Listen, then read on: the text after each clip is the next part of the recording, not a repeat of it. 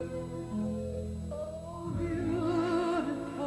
for spacious skies, for amber waves of grain, for purple mountains' majesty above the fruited plain.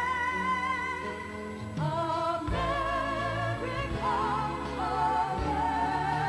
America, God set His face on thee, and shine thy good with brothers from sea to shining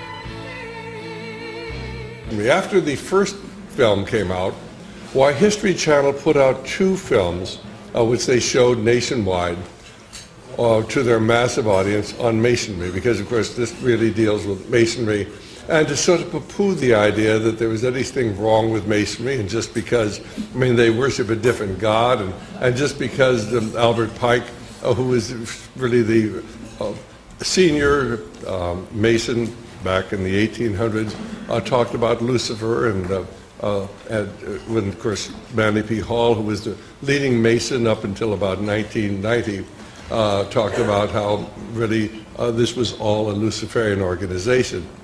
Why they sort of poo-pooed that, and they have all these Masons, and it's well worthwhile getting that History Channel production. In fact, they put out two of them. One of them with our good friend Ralph Epperson, talking about the Great Seal of the United States, and telling you the truth. What is this, really this occult emblem doing on the back of the dollar bill? And nobody seems to want to address that issue. Well, of course, the other one just dealing with Masonry itself, interviewing a number of Masons who just laughed and ridiculed the idea there was anything sinister about this organization that was here at the time of America's beginning. The key part of this whole incredible story is that there were two forces here in America at the beginning. One was Christian, and this was established by Christians as a Christian republic, but there were also occultists here, part of a myriad of secret societies which has been with us since the beginning of mankind. And of course it was dedicated to the establishment of this one world order and the New World Religion. And this idea has been around for 6,000 years, ever since the Garden of Eden. What is so interesting is this whole incredible plan is coming to its culmination at the present time. Chris Pinto, where are you? I'm here. Oh, well, Chris, it's time, without further ado, Chris Pinto.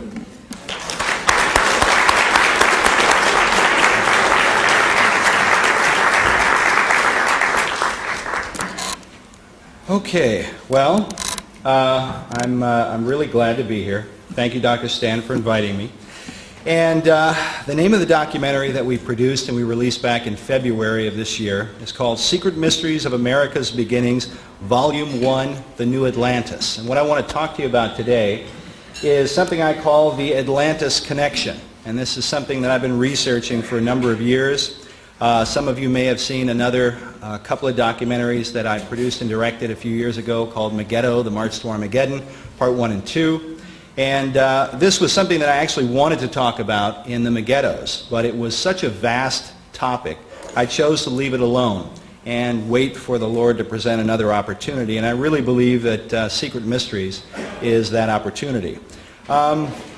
So the Atlantis connection, this is what the presentation is about. What I wanted to start with was to play a clip from the documentary, which is a short preview clip. Are we ready? All right. We're going to play this real quick. It's like a 90-second clip, but then I want to talk about the clip as soon as it plays. And are we ready? Here we go. You understand that America was founded by Christians as a Christian nation.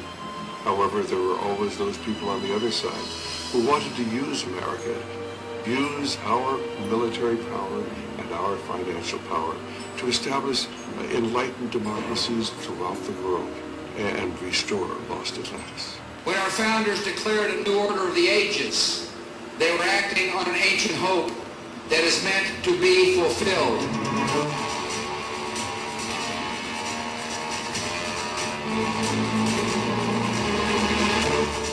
As America marches forward, spreading democracy throughout the globe, is she merely promoting freedom or fulfilling an ancient plan?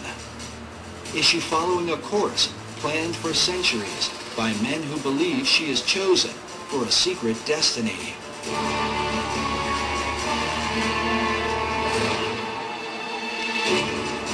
To understand the present and possibly the future, we look into the past as we unfold the secret mysteries of America's beginnings. Can America be the new Atlantis?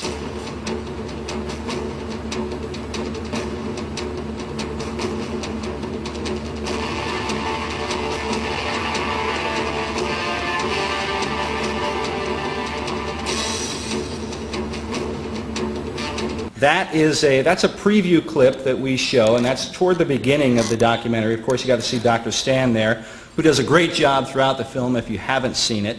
And he really encapsulates, I feel like, what we're talking about. Part of the question, probably one of the central questions that we asked as we were making the film. We all know that this debate goes on today. If you watch popular media, it happens all the time. It's a very popular subject in churches and so on, and that's the issue of America's founding. Was America founded as a Christian nation? And so the question that we ask is, if America was founded as a Christian nation only, then why is it that the chief symbols of our nation are these Egyptian, Greco-Roman, Babylonian mystery symbols? Why do we have the Statue of Liberty, patterned after the Babylonian mother goddess of the ancient world?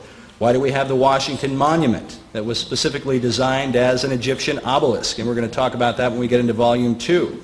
Why do we have this all-seeing eye, the Eye of Horus, perched over a truncated pyramid on the back of the U.S. dollar bill? And so the series attempts to answer the question, where do these things come from? And that's what we intend to do as we go through all 4 parts. But I specifically in that clip wanted to draw your attention to President Bush's statement in his second inaugural address, where he talks about when our founders declared a new order of the ages, that they were acting on an ancient hope that is meant to be fulfilled. When our founders declared a new order of the ages, they were acting on an ancient hope that is meant to be fulfilled. What is the ancient hope that President Bush is referring to? And that's another question that we attempt to answer as we make our way through Secret Mysteries Volume 1. And I believe, and if you read esoteric wisdom philosophers and teachers and so on, this ancient hope is the idea that there has been a plan, an ambition, contained within secret societies for thousands of years to resurrect the lost empire of Atlantis. And for those who don't know, the whole idea of the new Atlantis and the New World Order and the New Order of the Ages are, if you read the writings of these societies, they are all one and the same thing. So the Atlantis story begins with the Greek philosopher Plato. And so you go back and Plato has this dialogue called the Critias. And in it, this is the earliest written account of the story of Atlantis. But what's very interesting is that Plato, through his characters, is making reference to an ancient Greek lawgiver, a guy named Solon. And Solon was to the ancient Greeks kind of like what Moses was to the Israelites. And that'll make more sense in a minute. But anyway, there's this ancient Atlantis dialogue that took place where this story is being recounted. It's called the Critias. And it's a dialogue where there's a young man named Critias who is sharing a story about this ancient empire known as Atlantis. And Plato goes out of his way in the dialogue to make the point that the story is not a fiction, but that it's a reality. Okay, and people have debated about this for centuries. Was Plato just coming up with this allegorical myth, or is there anything in reality to the idea of Atlantis? And because Solon is the character that's being referred to, the story itself is given a lot of weight and prominence.